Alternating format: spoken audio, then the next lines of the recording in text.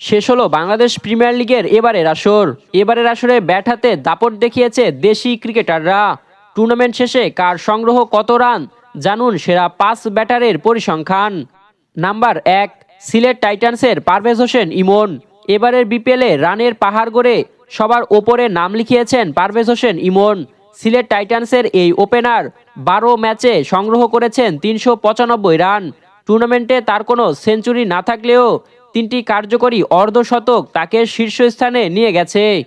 Number 2, Rangpur রাইডার্সের Towhid Hridoy. Run সংগ্রাহকের তালিকায় দ্বিতীয় স্থানে আছেন রংপুর রাইডার্সের নির্ভরতা তাওহিদ হৃদয়। 11 ম্যাচে তিনি করেছেন 382 রান। এবারের আসরে তার একটি দুর্দান্ত সেঞ্চুরিও রয়েছে। এছাড়াও 3টি অর্ধশতক করেছেন রাইডার্সের এই ব্যাটার। নাম্বার 3, রাজশাহী ওয়ারিয়র্সের তানজিদ হাসান তামিম। ফাইনালে সেঞ্চুরি হাঁকানো তানজিদ হাসান তামিম আছেন তালিকার তৃতীয় স্থানে। রাজশাহী ওয়ারিয়র্সের হয়ে 13 ম্যাচে তিনি সংগ্রহ করেছেন 356 রান। নাম্বার 4, রাজশাহী ওয়ারিয়র্সের নাজমুল হোসেন শান্ত।